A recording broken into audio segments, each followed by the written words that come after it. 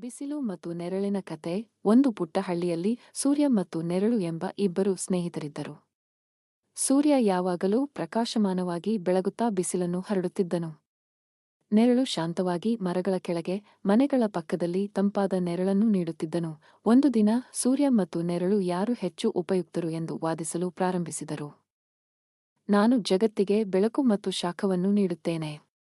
ನನ್ನಿಂದಲೇ ಎಲ್ಲಾ ಜೀವಿಗಳು ಬೆಳೆಯುತ್ತವೆ ಎಂದು ಸೂರ್ಯ ಹೇಳಿದನು. ನಾನು ಜನರಿಗೆ ವಿಶ್ರಾಂತಿ ಮತ್ತು ತಂಪನ್ನು ನೀಡುತ್ತೇನೆ. ನನ್ನಿಂದಲೇ ಅವರು ಬಿಸಿಲಿನಿಂದ ರಕ್ಷಣೆ ಪಡೆಯುತ್ತಾರೆ ಎಂದು ನೆರಳು ಹೇಳಿತು. ಅವರ ವಾದವನ್ನು ಕೇಳಿದ ಹಳ್ಳಿಯ ಮುಖ್ಯಸ್ಥರು, ನೀವಿಬ್ಬರೂ ಈ ಜಗತ್ತಿಗೆ ಅವಶ್ಯಕ. ನಿಮ್ಮದೇ ಆದ ರೀತಿಯಲ್ಲಿ ನೀವು ಉಪಯುಕ್ತರು. ಬಿಸಿಲು ಶಕ್ತಿ ಮತ್ತು ಚೈತನ್ಯವನ್ನು ನೀಡಿದರೆ, ನೆರಳು ಶಾಂತಿ ಮತ್ತು ಸಮಾಧಾನವನ್ನು ನೀಡುತ್ತದೆ ಎಂದು ಹೇಳಿದರು. ಮುಖ್ಯಸ್ಥರ ಮಾತನ್ನು ಕೇಳಿದ ಸೂರ್ಯ ಮತ್ತು ನೆರಳು ತಮ್ಮ ತಪ್ಪನ್ನು ಅರಿತುಕೊಂಡರು.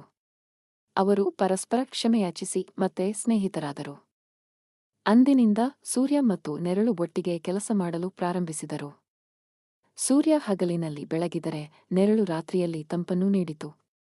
ಅವರು ಇಬ್ಬರೂ ಒಟ್ಟಾಗಿ ಜಗತ್ತನ್ನು ಸುಂದರ ಮತ್ತು ಸಮತೋಲನದಿಂದ ಇರಿಸಿದರು. ಕಥೆಯ ನೀತಿ: ಪ್ರತಿಯೊಬ್ಬರೂ ತಮ್ಮದೇ ಆದ ರೀತಿಯಲ್ಲಿ ವಿಶೇಷ ಮತ್ತು ಉಪಯುಕ್ತರು. ನಾವೆಲ್ಲರೂ ಪರಸ್ಪರ ಸಹಕರಿಸಿದರೆ ಜಗತ್ತನ್ನು ಉತ್ತಮ ಸ್ಥಳವನ್ನಾಗಿ ಮಾಡಬಹುದು. ಬಿಸಿಲು ಮತ್ತು ನೆರಳು ಎರಡೂ ನಮಗೆ ಅವಶ್ಯಕ. ಬಿಸಿಲು ಮತ್ತು ನೆರಳು ಎರಡೂ ನಮಗೆ ಅವಶ್ಯಕ. ಬಿಸಿಲಿನಲ್ಲಿ ವಿಟಮಿನ್ ಡಿ ಸಿಗುತ್ತದೆ, ಅದು ನಮ್ಮ ಆರೋಗ್ಯಕ್ಕೆ ಅವಶ್ಯಕ. ಆದರೆ ಅತಿಯಾದ ಬಿಸಿಲು ನಮ್ಮ ಆರೋಗ್ಯಕ್ಕೆ ಹಾನಿಕಾರಕ. ಆದ್ದರಿಂದ ನಾವು ಬಿಸಿಲಿನಲ್ಲಿ ಕೆಲಸ ಮಾಡುವಾಗ ಎಚ್ಚರಿಕೆ ವಹಿಸಬೇಕು. ನೆರಳಿನಲ್ಲಿ ಕೆಲಸ ಮಾಡುವುದು ತಂಪಾಗಿರುತ್ತದೆ, ಆದರೆ ಅತಿಯಾದ ನೆರಳು ನಮ್ಮ ಆರೋಗ್ಯಕ್ಕೆ ಒಳ್ಳೆಯದಲ್ಲ. ನಾವು ಯಾವುದೇ ಕೆಲಸವನ್ನು ಮಾಡುವಾಗ ನಮ್ಮ ಆರೋಗ್ಯವನ್ನು ಗಮನದಲ್ಲಿಟ್ಟುಕೊಳ್ಳಬೇಕು.